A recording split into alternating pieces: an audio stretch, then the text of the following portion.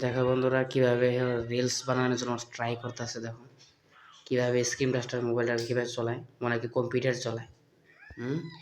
পারে না তোমার সাইকেল চালাইতো, উড়োজাহাজ চালাইতে গেছে। দেখছো রিলস বানাইতে গেছে। দেখো রিলসের না তোমার একদম সেট আপটা পুরো রেডি করছে, কইরা মানে ট্রাই করতেছে কীভাবে মানে করবো, মানে রিলসটা কীভাবে বানাতে পারবো।